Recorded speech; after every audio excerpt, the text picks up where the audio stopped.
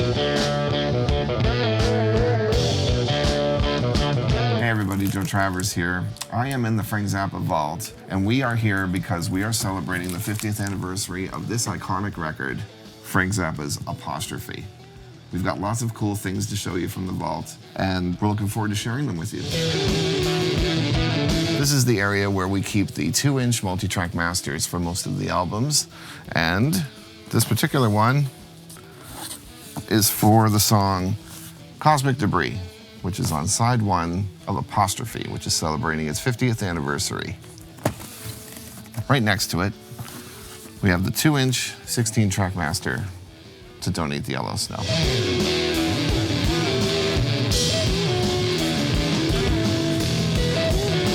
In this area here, we have basically all of the 1/4-inch stereo masters and mono masters for the entire catalog up until around 1983 or so.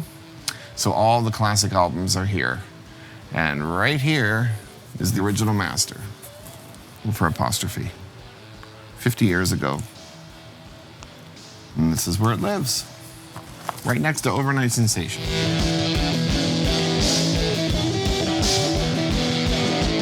These are what we refer to as the flat file drawers. These drawers are designated for all materials that pertain to a certain album title, of which, of course, we have at least 60 in Frank's lifetime. Each one of these drawers is labeled for a certain album. And down here at the very bottom, we have Apostrophe. And inside these drawers, you will find all sorts of different things pertaining to the album. Promo materials, cover slicks, original slides, old artwork pertaining to like cassettes. We're gonna pull some of these things to show you in detail right now. Looks like we've got some original cover slicks, some master slides here. Okay, we'll move it over to the table. We are actually sitting at Frank's drafting table. And on top of this drafting table, we have some things I'd like to show you, all pertaining to the 50th anniversary of this record. Probably the most iconic record in the entire catalog for Frank Zappa, Apostrophe. Some of the things that we pulled from the flat file drawer were the master slides that made up the album art. We've got this front cover, and then you got the shot on this back cover. The master slides that made up this album artwork are right here in front of me on this light box. This is the master slide from Sam Emerson, at the time Emerson Lowe.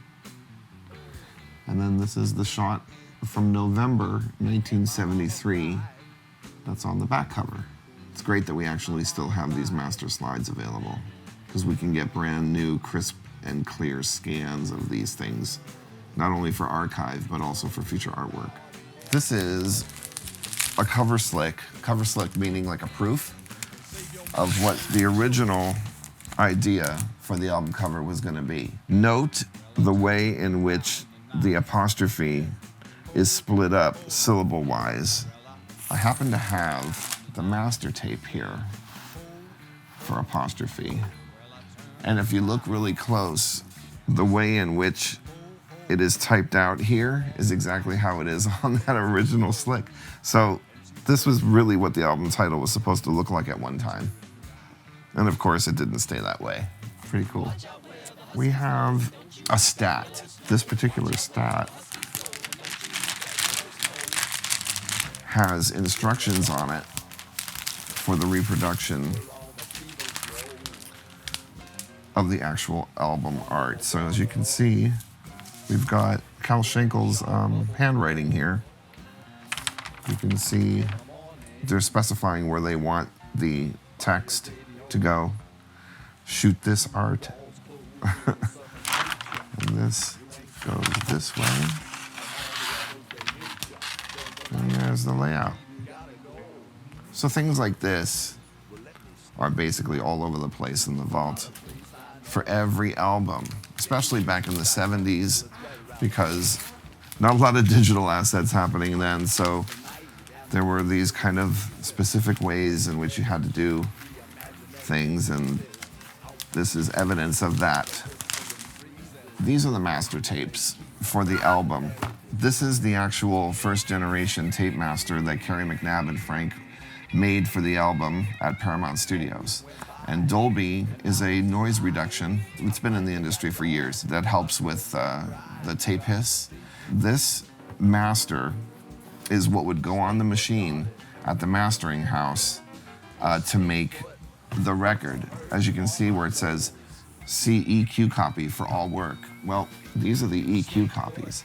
So these would be the second generation masters that were created at the mastering house. And the reason why these should be used for all work is because when the original master tapes are up on the machine, they'll might treat these slightly. They might equalize them a little bit, or they might apply some other sonic treatments in order to make it sound the way they want to once it finally goes to disc. And that kind of work is archived on these tapes. And so when people like record companies want to repress this record and they want it to sound exactly the way the composer intended, these are the tapes that you would use. So once you put these master tapes up, you decide what you're going to do to it, and then you cut it to a lacquer disc, and you archive your work on another set of tapes. And what we have here is the original 50-year-old Apostrophe reference acetate that was made for Frank to listen back to make sure that it was to his liking. It's crazy that this thing exists. It's been sitting in a box forever, and it's got Frank's handwriting on the front.